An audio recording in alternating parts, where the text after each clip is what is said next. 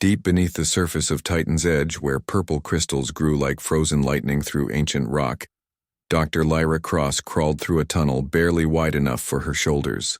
Her headlamp cut through the darkness, revealing walls that sparkled with mineral deposits unknown anywhere else in the galaxy. She had been exploring these caverns for 3 months now, documenting crystal formations for the Galactic Mining Commission. But today felt different.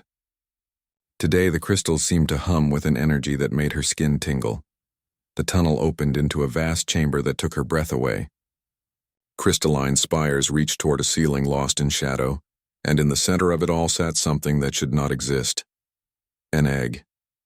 Not just any egg, but one the size of a small shuttle, its surface covered in scales that shifted color like oil on water. Lyra had studied xenobiology for 15 years. She knew what this was, and she knew she should run. Dragon eggs were classified as Class 7 biological hazards. The Galactic Council had strict rules about apex predators, especially ones that could grow large enough to destroy space stations. Every colony child knew the stories. Dragons were monsters from the dark ages of space exploration, creatures that had nearly wiped out the first human settlements beyond Earth. They were extinct now, or so everyone believed. Lyra approached the egg with trembling hands. It was warm to the touch, warmer than the surrounding rock should allow. Faint lines of energy pulsed beneath its surface like a heartbeat. She placed her scanner against the shell and watched the readings spike beyond anything in her database. Whatever was inside this egg was alive and growing fast. She should have called her supervisor. She should have contacted the nearest military outpost. Instead, she found herself running calculations in her head. The egg was close to hatching, maybe days away. If she reported it, they would either destroy it or take it to some military lab where it would spend its life as a test subject. Either way, a unique creature would never know freedom. The next 48 hours passed in a blur of preparation. Lyra used her research authority to order specialized equipment, claiming she needed it for crystal analysis. She converted an unused storage bay in her lab into what she hoped would be a suitable nursery, temperature controls, feeding systems, even a small pool filled with the mineral-rich water from the caverns. She told herself she was just being a good scientist, studying a rare specimen. She tried not to think about the warmth she had felt when touching the egg. On the 3rd day, cracks appeared in the shell. Lyra sat in her makeshift nursery, watching through the reinforced glass of her observation booth. She had sedatives ready and an emergency beacon if things went wrong. She also had a bottle of warm milk mixed with protein supplements. Because despite everything she had read about dragons being killing machines, something told her this one would be hungry when it hatched. The shell split with a sound like breaking glass. A small head poked through no bigger than her fist, covered in scales that gleamed silver in the artificial light. The creature looked around with eyes that seemed far too intelligent for something barely born. Those eyes found her through the glass, and Lyra felt her heart skip a beat. There was curiosity there, not malice. Wonder, not rage. The baby dragon struggled free of its shell, revealing a body about the size of a house cat. It was beautiful in a way that defied description. Its scales shifted color as it moved, sometimes silver, sometimes deep blue, sometimes the exact purple of the crystals in the caverns below. Small wings folded against its back, and a tail that would one day be powerful enough to crush steel, currently served mainly to help the creature balance as it took its first wobbly steps. Lyra watched it, explore the nursery for an hour before hunger finally drove it to make small chirping sounds. She had expected roars, maybe flames. Instead, she got noises that reminded her of the birds that nested outside her childhood home on New Terra. Cautiously, she entered the nursery with the bottle of milk. The dragon approached without fear, sniffing at the bottle with obvious interest. When Lyra offered it, the creature latched on and began drinking with an enthusiasm that made her laugh, despite her terror. Up close, she could see that its scales were not just changing color, but actually storing and reflecting light in patterns too complex for her eyes to fully process. She named him Ember, for the way his scales glowed when he was content.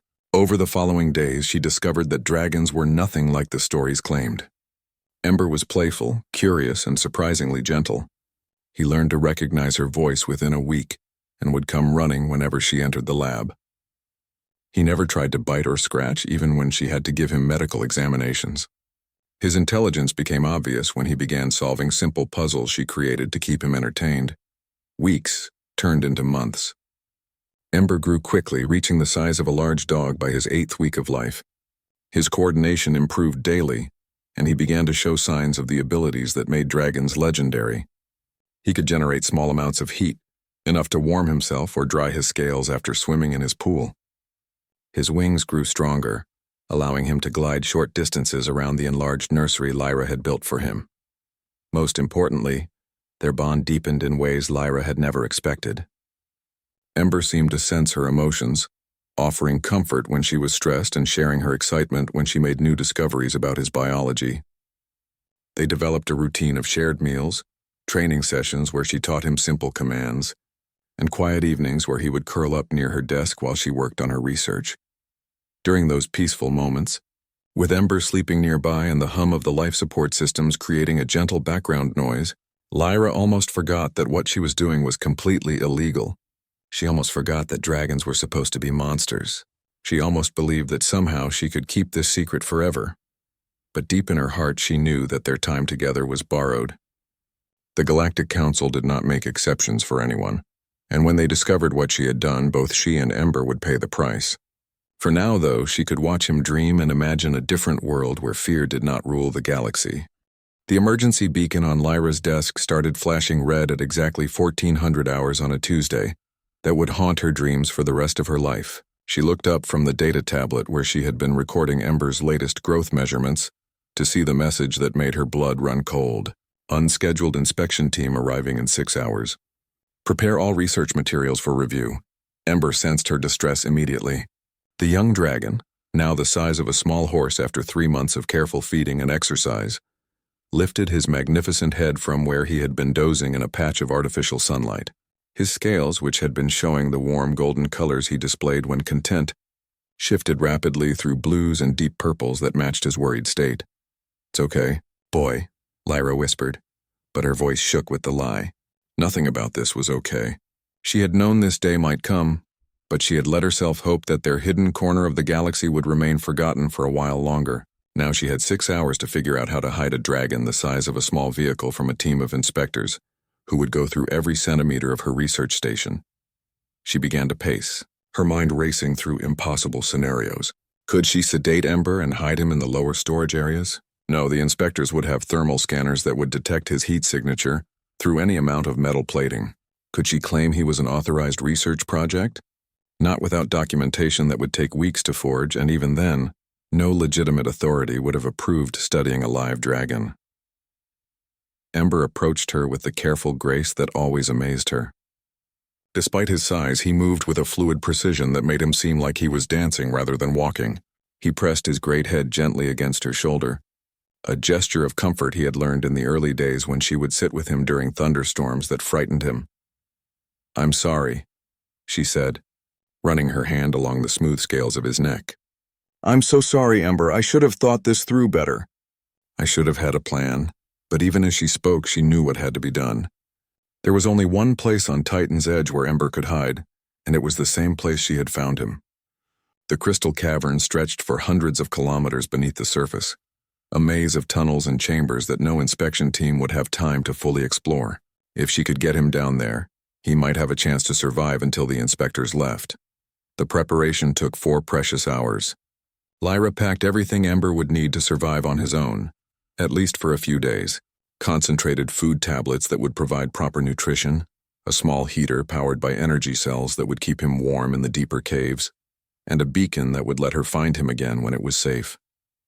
She also packed several of his favorite toys, including a puzzle cube that kept his brilliant mind occupied for hours. Leading Ember through the station's service tunnels to the cavern entrance felt like walking to an execution. He followed her willingly, trusting her completely even though he could clearly sense her distress. His scales had settled into the deep purple color he showed when he was confused or worried, and he kept making small questioning sounds that broke her heart.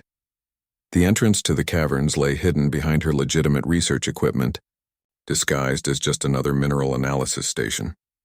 Lyra had used this entrance dozens of times during her official surveys, but never for anything like this. She activated the airlock and led Ember into the tunnel that would take them deep underground. The journey to the chamber where she had found his egg took 2 hours. Ember had never been in the caverns before, And despite the circumstances, his curiosity remained strong. He examined the crystal formations with obvious fascination, sometimes pausing to touch interesting specimens with his nose or the tip of one wing. In any other situation, Lyra would have been delighted to see him explore his natural environment. When they reached the hatching chamber, Lyra set up the equipment she had brought. The heater went in an alcove that would protect it from wind but still warm the surrounding area. The food and water supplies she placed where Ember could easily reach them. The beacon she clipped to a crystal formation at eye level, where she would be able to spot it immediately if she ever made it back. "Listen to me, boy," she said, kneeling in front of Ember and taking his great head in her hands. "You have to stay here for a while. I know you don't understand why, but it's not safe for you up there right now. Bad people are coming, people who would hurt you if they found you." Ember's eyes, larger now but still holding the same intelligence she had seen the day he hatched, fixed on hers with an intensity that made her wonder if he understood more than she realized. He made a soft sound, almost like a purr, and pressed his forehead against hers in the gesture of affection they had developed during their months together. "I'm going to come back for you," she promised. "I don't know when, but I will come back. I swear it." The walk back to the surface was the longest of Lyra's life. Behind her, Ember's confused calls echoed through the tunnels, growing fainter with each step but never quite disappearing. By the time she emerged into her lab, she could hear the roar of approaching shuttles through the station's hull. The inspection took 18 hours. 3 officials from the Galactic Council's Xenobiology Division went through every piece of equipment, every data file, every corner of the research station. They found nothing suspicious about her crystal analysis work. Nothing to suggest she had ever been anything other than a dedicated scientist studying mineral formations. When they finally left, Lyra waited another full day before returning to the caverns. She told herself she was being cautious, making sure the inspectors were truly gone before risking another trip underground. In truth, she was terrified of what she might find. What if Ember had tried to follow her and gotten lost in the maze of tunnels? What if he had been injured exploring unfamiliar territory? What if he had simply given up and died of loneliness in the dark? The beacon was exactly where she had left it, but the chamber was empty. She called his name until her voice echoed off the crystal walls, but heard no response. The food she had left was gone, which meant he had survived at least a few days. The heater was still running, providing warmth to an empty space. For 3 days, she searched every tunnel she could reach, calling Ember's name and following every possible path through the cavern system. She found signs that he had been there, scratches on crystal formations where he had passed, areas where his body heat had melted frost from the walls, even a few shed scales that gleamed like precious gems in her headlamp beam, but she never found Ember himself. On the 4th day, transfer orders arrived from the Galactic Council. Dr. Lyra Cross was being reassigned to a xenobiology research station in the core worlds, effective immediately. Her work on Titan's Edge was complete. She had 1 week to pack her belongings and prepare for departure. She spent her last night on the station sitting in the empty chamber where Ember had been born, holding one of his shed scales and trying not to think about what might happen to him alone in the vast cavern system. Outside, the wind howled through the crystal formations, creating sounds that almost seemed like the calls of a lost dragon seeking the only family he had ever known. 15 years had passed since Lyra left Titan's Edge, and the universe had moved on without her. She now worked in the pristine laboratories of New Geneva, studying alien plant samples in climate-controlled environments that never surprised her with purple crystals or hidden chambers. Her colleagues respected her work on atmospheric adaptation in colonial agriculture, but none of them knew about the 3 months that had defined her life more than any research paper or academic achievement. The first reports came through the standard news feeds like whispers of ghost stories. Cargo ships in the Outer Rim were reporting attacks by an unidentified creature of massive size. The initial stories were dismissed as space madness or insurance fraud. But as weeks passed and more ships went missing, the Galactic Defense Force began paying attention. Lyra was eating lunch in the research complex cafeteria when the first clear footage appeared on the news screens. A cargo freighter's emergency beacon had recorded the final moments before the ship was destroyed, and the images sent shockwaves through every inhabited system. The creature that emerged from the darkness of space was impossibly large, easily the size of a battleship, with scales that gleamed like polished metal in the ship's external lights, but it was the way it moved that made Lyra's fork clatter to her plate. The fluid grace, the intelligent precision of its actions, the way it seemed to analyze the ship before attacking. She had seen those movements before in a much smaller version, in the hidden laboratory where she had raised a dragon cub. "Magnificent beast," said Dr. Richards, one of her colleagues, settling into the seat across from her. "Terrifying, but magnificent. Defense Force is calling it the Void Serpent. They think it might be some kind of bioweapon left over from the old expansion wars." Lyra forced herself to nod and make appropriate sounds of interest, but inside her mind was racing. The creature in the footage was enormous, far larger than any dragon in the historical records. But the bone structure was unmistakable, and those scales shifting color as the creature moved. She had watched that same display of emotion and intent in a nursery 15 years ago. Over the following months, the attacks continued, but a pattern emerged that puzzled military analysts. The creature never attacked passenger ships or medical vessels. It ignored mining operations and scientific expeditions. It seemed to target only ships carrying military equipment or weapon systems, striking with surgical precision and leaving escape pods untouched. Crew members who survived these encounters reported that the dragon seemed to scan their vessels before deciding whether to attack. Lyra began collecting every report, every piece of footage, every survivor testimony she could find. She told herself it was just scientific curiosity, but late at night in her apartment, she would study the images of the creature and imagine she could see something familiar in its movements. The way it tilted its head when examining a ship reminded her of Ember investigating a new puzzle toy. The careful precision with which it disabled weapon systems matched the gentle care with which he had learned to handle delicate objects without breaking them. The military response escalated quickly. The Defense Force assembled Task Force Dragon Hunt, a fleet of their most advanced warships equipped with the latest weapons technology. Admiral Stone, a veteran of the frontier wars, was placed in command with orders to destroy the creature by any means necessary. The first engagement was a disaster for the humans. The dragon's scales proved resistant to energy weapons, and its hide was too thick for conventional projectiles to penetrate. Worse, the creature demonstrated tactical intelligence that caught the military completely off guard. It used asteroid fields for cover, disabled ships by targeting their engines with precise strikes, and seemed to anticipate their attack patterns before they were even implemented. "It's learning," Admiral Stone admitted in a press conference that was broadcast across the galaxy. "Every time we engage, it adapts to our tactics faster than our computers can calculate new strategies.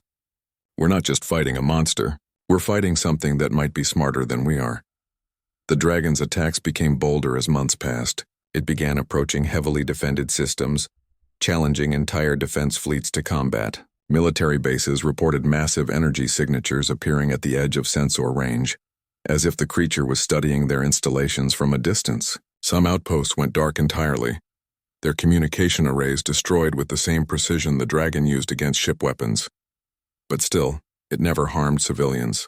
Evacuation ships passed unmolested even as the dragon tore apart military escorts. Medical stations continued their work undisturbed, while Defense Force installations were reduced to scrap metal. The creature seemed to distinguish between combatants and non-combatants, with an intelligence that made some xenobiologists wonder if it was trying to communicate rather than simply destroy. Lyra watched Admiral Stone's latest briefing from her office, her hands shaking as she listened to casualty reports. The Defense Force had lost 37 ships in the past month alone, and the creature showed no signs of slowing its campaign. If anything, it seemed to be growing stronger, more confident, more willing to take on larger forces. The latest intelligence suggests the creature has established some kind of territory in the outer rim, Admiral Stone was saying. "It's protecting something, though we don't know what. Our scouts report massive energy readings from the crystal cave systems on Titan's Edge, but the creature destroys any ship that gets within scanning range of the planet." Lyra's blood turned to ice. Titan's Edge. The dragon was protecting Titan's Edge, the world where she had found its egg, where she had been forced to abandon it to save both their lives. After 15 years, it had returned home. That night she stood on the observation deck of the research complex, looking up at stars that suddenly seemed less distant and more dangerous. Somewhere out there, Among the lights that marked distant worlds, Ember was fighting a war against the entire human race. She had taught him to be gentle, to solve problems with intelligence rather than violence, to trust her completely. Now he was alone in the darkness between worlds, facing weapons designed to kill him, hunted by fleets that saw him only as a monster to be destroyed. The small dragon who had once fallen asleep curled against her desk while she worked had become the most feared creature in the galaxy, and she was the only person who knew his real name. The next morning brought news that made her decision inevitable. Admiral Stone announced that the Defense Force was preparing to deploy experimental weapons of mass destruction against the creature. If conventional forces could not stop the Void Serpent, they would use gravity bombs to collapse entire star systems if necessary. "We cannot allow this threat to spread beyond the outer rim," the Admiral declared. "Whatever the cost, whatever the collateral damage, this creature must be stopped before it reaches the populated core worlds." Lyra looked at her resignation letter for a long time before submitting it to the research director. She had spent 15 years building a new life, establishing a reputation, creating work that mattered. But none of that meant anything compared to the dragon who had trusted her completely and whom she had failed when he needed her most. She would not fail him again. The research vessel Curiosity had been scheduled for decommissioning when Lyra found it gathering dust in the civilian shipyard on New Geneva's third moon. It was small, barely large enough for a crew of 2, but it had one crucial advantage over the military ships that had failed to stop the dragon. It carried no weapons, only scientific equipment and long-range sensors designed for peaceful exploration. "You're making a terrible mistake," Dr. Richards told her as she signed the final purchase documents.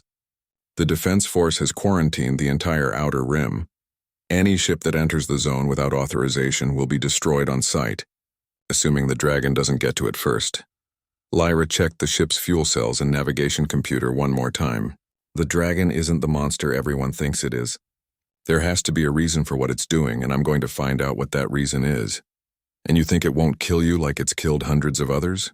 "I think," Lyra said carefully, "that I might be the only person in the galaxy who has a chance of talking to it instead of shooting at it." The journey to the outer rim took 6 days. 6 days during which Lyra had plenty of time to question her sanity. She was violating about 30 different laws by entering the quarantine zone, and even if she somehow survived an encounter with the dragon, the military would probably arrest her for interfering with their operations. But every time she considered turning back, she remembered Ember as a cub, the intelligence in his eyes, the trust he had shown her. The first sign that she was entering dangerous space came when her sensors picked up debris fields where Defense Force patrols had once maintained their positions. Twisted metal and scattered components floated in the void like mechanical graveyards, testament to the dragon's efficiency in combat. Each wreck she passed reminded her that she was flying a civilian ship with no shields and no escape pods toward the most dangerous creature in known space.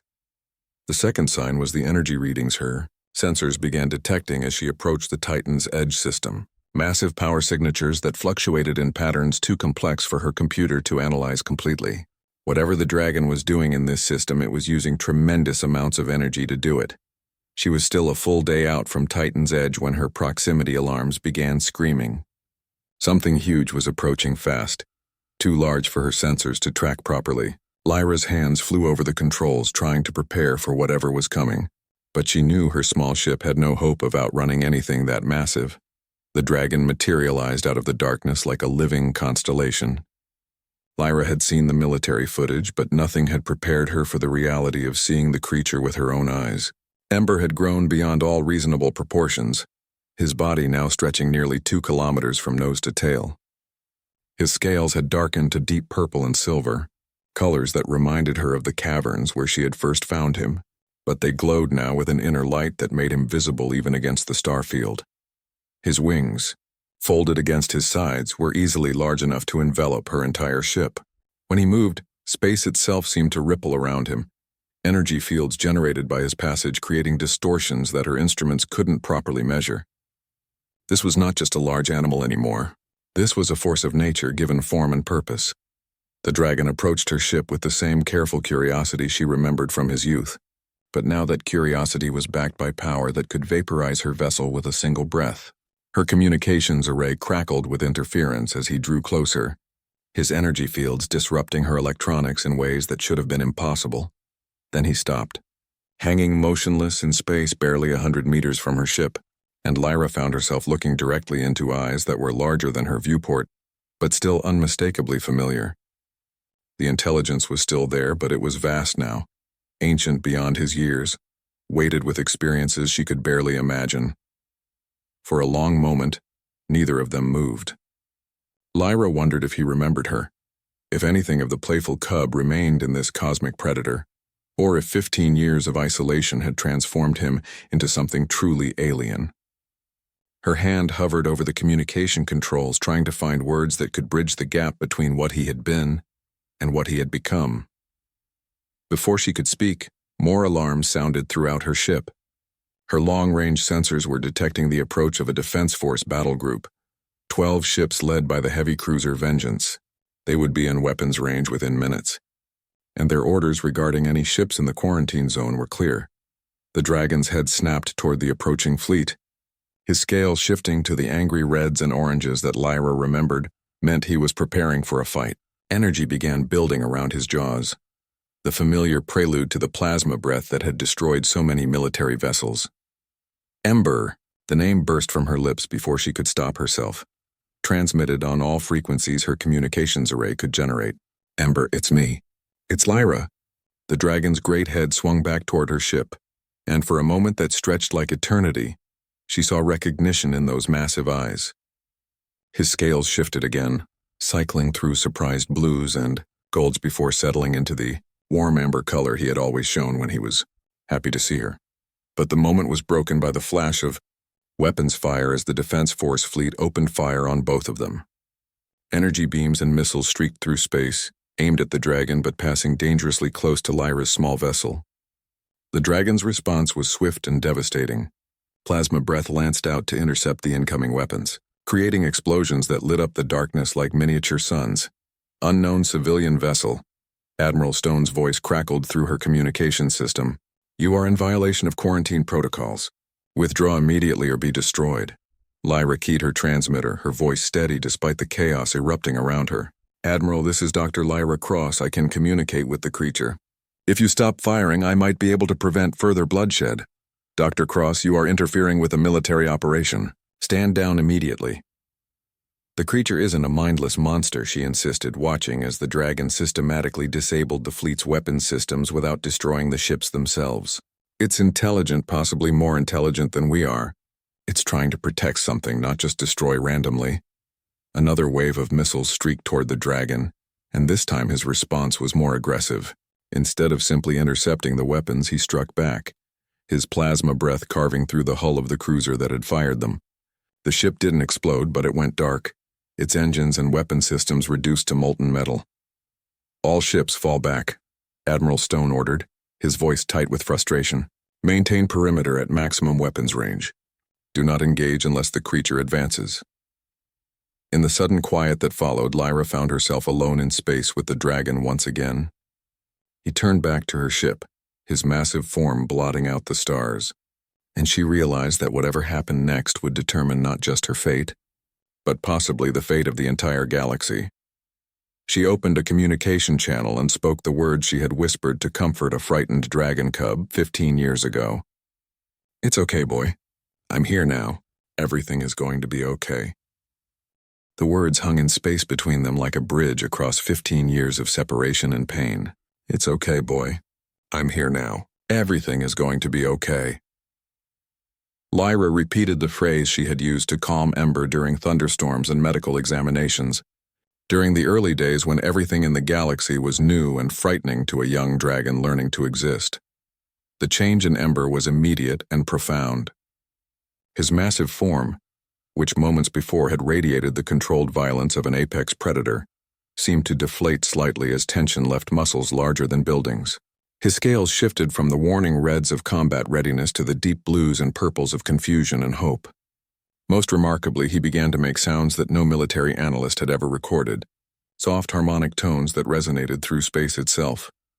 Lyra's communications equipment struggled to process the dragon's vocalizations, but she didn't need translation software to understand what she was hearing. These were the same curious chirps and questioning calls that Ember had made as a cub, just amplified to a scale that could carry across star systems. He was trying to talk to her.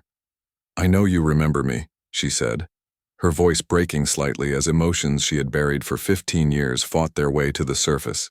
"I'm sorry I left you. I'm sorry I couldn't come back sooner. I never stopped thinking about you." The dragon's response sent shockwaves through every military monitoring station within 50 light years. Instead of the aggressive posturing they had come to expect, the creature approached Lyra's tiny ship with a gentleness that seemed impossible for something of his size.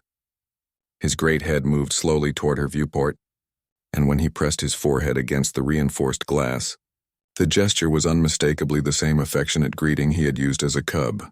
"Incredible," Admiral Stone's voice whispered over an open channel. "Command, are you seeing this? The creature is exhibiting complex social behaviors. It knows this ship." Lyra placed her palm against the inside of the viewport, directly opposite where Ember's massive eye was studying her through the transparent barrier. Up close, she could see that his scales had developed intricate patterns that seemed to shift and flow like living art.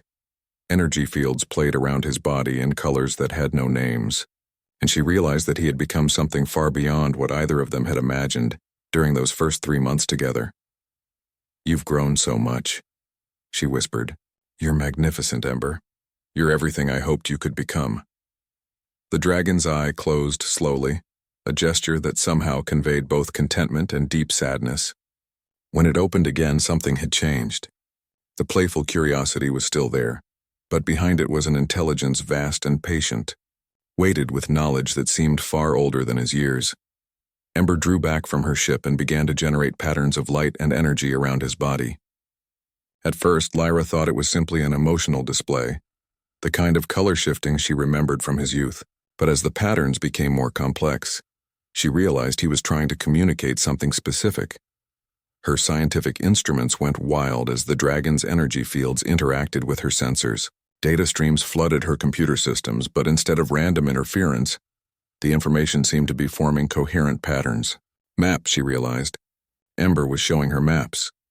The first image that resolved on her screen showed the local star system, but with details no human survey had ever recorded.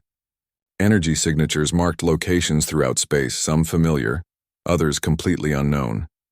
But it was the concentration of signals around Titan's edge that made her breath catch. "There are other dragons," she said, understanding flooding through her. "You're not alone out here." Ember's response was a complex light display that somehow conveyed both confirmation and urgency. More images flowed through her systems, showing the approach of something from the dark spaces between galaxies. Ships, if they could be called that, but made of organic materials that seemed to writhe and pulse with malevolent life. The scale of the approaching fleet was staggering. Thousands of vessels that dwarfed even the largest human battleships. "What are they?" Lyra asked, though she suspected she didn't want to know the answer. The dragon's next transmission was harder to interpret, but the emotional content was clear enough. Fear, not for himself, but for the inhabited worlds that lay in the path of the approaching fleet. The images showed planets stripped of life, their atmospheres consumed by the organic ships, entire civilizations reduced to empty husks floating in space. "You've been protecting us," Lyra realized. "All those attacks on military ships, you were trying to prepare us for this." Ember's affirmative response came as a warm golden glow that surrounded both their ships. But the light was tinged with frustration, and Lyra understood why. How could a dragon, even one as intelligent as Ember, communicate the complexity of an approaching invasion to humans who only saw him as a monster to be destroyed? "Admiral Stone," she called over the communication channel. "You need to see this. The dragon isn't our enemy. He's trying to warn us about something much worse. Dr. Cross, I don't know what you think you're seeing, but just look at the data I'm transmitting," she interrupted, forwarding the images Ember had shared with her. "Your xenobiology team can verify this. We're facing an invasion, and the dragons are the only ones who know it's coming." Silence fell over the communication channels as the military analyzed what Ember had shown her. Lyra could imagine the chaos in the fleet's command centers as officers tried to make sense of intelligence that challenged everything they thought they knew about the situation. "Command confirms the energy signatures are genuine. Admiral Stone said finally, his voice tight with the implications. Dr. Cross, if this information is accurate, we have perhaps 6 months before those ships reach our outer colonies. Ember's response was another light display, but this one showed possible futures rather than current threats. Human ships and dragons fighting side by side against the organic fleet. Defense strategies that combined human technology with draconic abilities that defied conventional understanding. Victory, but only if the two species could overcome centuries of fear and mistrust. He wants to help us, Lyra said. All of them do, but they need us to stop seeing them as monsters and start seeing them as allies. The dragon pulled back from her ship and spread his wings wide, a display that revealed the true majesty of what he had become. Energy fields crackled between his wing membranes, creating patterns of light that painted the darkness with colors that had never been seen in nature. For a moment he hung there like a living constellation, beautiful and terrible and completely alien. Then he folded his wings and approached her ship once more, his massive eye meeting hers through the viewport. In that gaze, Lyra saw not just the dragon she had raised, but the hope of two species learning to trust each other in the face of extinction. "Welcome home, Ember," she whispered. "Let's save the galaxy." The emergency session of the Galactic Council convened exactly 18 hours after Lyra's first successful communication with Ember, and the debates that followed would reshape the political structure of known space. Representatives from every major world gathered in the Great Assembly Hall on Central Prime, their voices raised in arguments that had been unthinkable just days before. "You're asking us to ally with creatures that have terrorized our shipping lanes for months," Councillor Vega declared, his face flushed with indignation. "How do we know this isn't some elaborate deception? How do we know the dragons didn't create this phantom invasion as an excuse for their attacks?" Lyra stood at the center of the assembly, the weight of two species' survival pressing down on her shoulders. Around her, holographic displays showed the evidence Ember had provided. Energy signatures of the approaching organic fleet, tactical analyses of their capabilities, projected arrival times for the various inhabited systems that lay in their path. "Because I know the dragon who showed me this information," she replied, her voice steady despite the chaos around her. "I raised him from an egg. I taught him to trust humans, and he's trying to save us despite having every reason to hate us for what we've done to his kind." "One dragon," Councillor Martinez interjected. "You're asking us to restructure our entire defense strategy based on the word of one creature, however intelligent it might be." "Not one dragon," Admiral Stone said, stepping forward with a data tablet in his hands. "Our deep space sensors have detected energy signatures consistent with dragon biology throughout the Outer Rim. Conservative estimates suggest at least 40 individuals, possibly more. They've been living in the asteroid fields and nebulae beyond our sensor range, watching us." The revelation sent murmurs of shock through the assembly. 40 dragons, each potentially as powerful as the creature that had single-handedly devastated multiple Defense Force fleets. The military implications were staggering, but so were the possibilities for cooperation. "The dragons have abilities we're only beginning to understand," Lyra continued.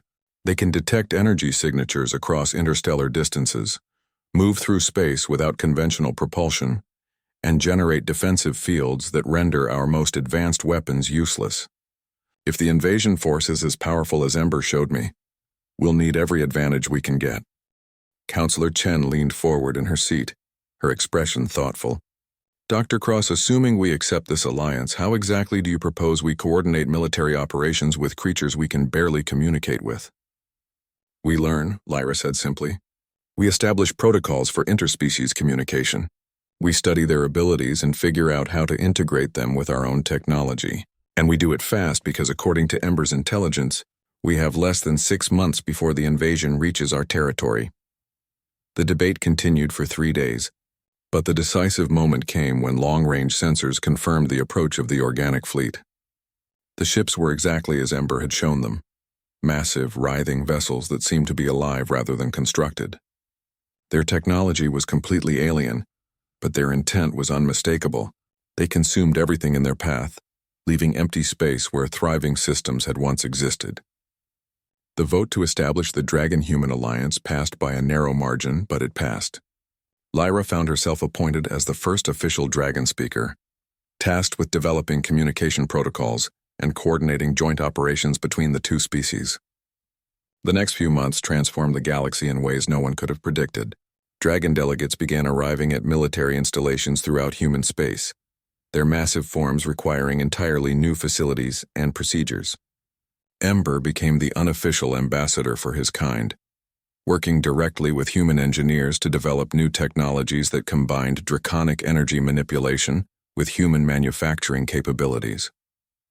The breakthroughs came quickly once the two species began sharing knowledge. Dragons could generate energy fields that human ships could use for enhanced shielding and faster-than-light travel.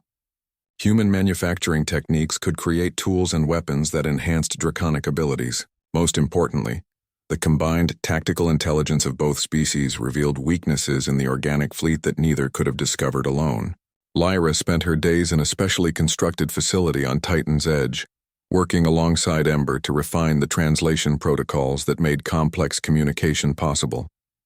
The Dragon communication system was far more sophisticated than anyone had imagined, using combinations of light, sound, and electromagnetic fields to convey concepts that human language could barely express.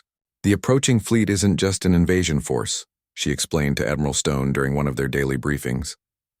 "According to Ember, they're scouts for something much larger. If they successfully establish a foothold in our galaxy, they'll call in the main swarm." "How much larger are we talking about?" the Admiral asked, though his expression suggested he didn't really want to know the answer. "Millions of ships," Lyra replied. "Possibly billions. The Dragons have been fighting this enemy for thousands of years, retreating from galaxy to galaxy as their worlds were consumed. This is their last stand, and ours." The combined fleet that assembled to meet the invasion was unlike anything in recorded history. Human battleships flew in formation with dragons whose wingspans dwarfed their hulls. Weapons platforms designed jointly by both species created defensive networks around critical worlds. Most remarkably, volunteer crews from both species worked together aboard hybrid vessels that pushed the boundaries of what either technology could achieve alone.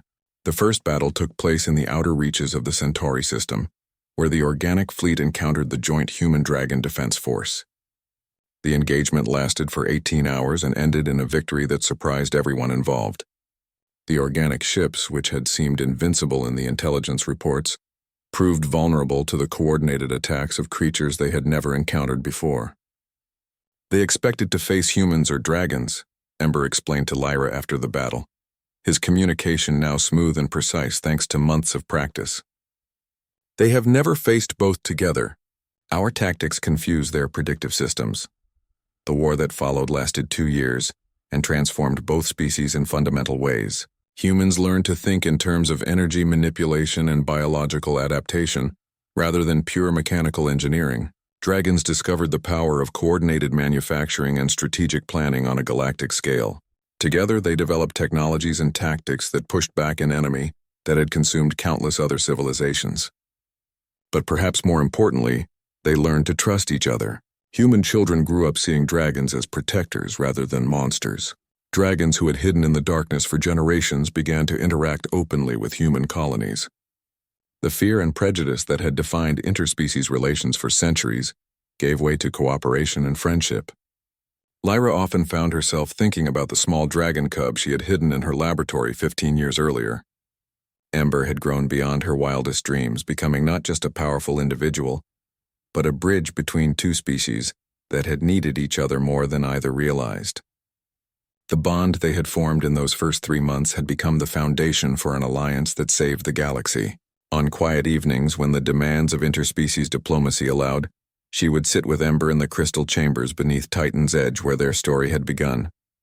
He was enormous now, his presence filling the vast space, but he would still rest his great head near her and make the soft harmonic sounds that meant contentment. "Do you remember when you were small enough to curl up on my desk?" she would ask, and his response would be a warm glow that conveyed both memory and amusement. The galaxy had been transformed by their reunion, but for Lyra, the most important transformation was personal.